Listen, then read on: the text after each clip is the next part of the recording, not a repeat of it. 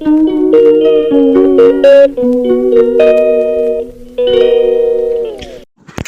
Morning বন্ধুরা, তোমরা সবাই কেমন আছো? আশা করি ভালোই আছো, আর আমরাও ভালো আছি।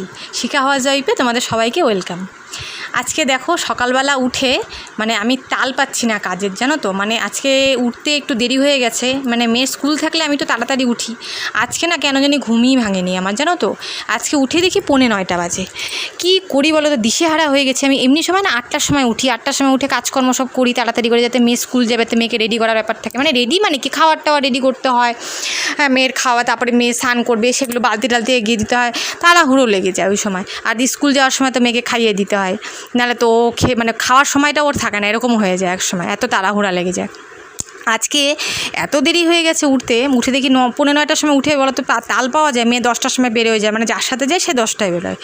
এবার কী করবো, তাল পাচ্ছি না, জানো। উঠে নিয়ে আমি কী করবো, একদিকে ভাত, একদিকে কী করবো, আলু চচ্চড়ি করেছি। অন্যদিন কী করি, আগের দিন তরকারি রেখে দিই, ওটা মেয়ে খেয়ে চলে যায়।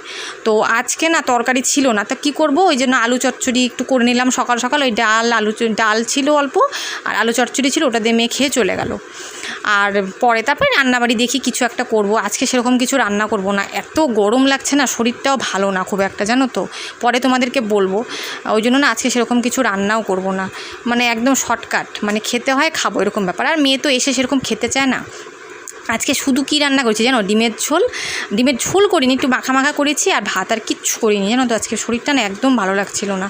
আর সকালবেলা উঠে এত তাড়াহুড়া লেগে গেছে না, চাটাও আজকে খেতে পারিনি শান্তি মতো, জানো। কী যে চা খেয়েছি আমি নিজেও বলতে পারবো না, তাড়াহুড়ো করে চা খাওয়া বলা মুশকিল। তো বন্ধুরা, তোমাদের সামনে এসে বসলাম ভিডিওটা শেষ করবার জন্য। তোমরা ভাবছো না যে দিদিভাই এত সাজুগুজু করে বাড়িতে কেন বসে আছে।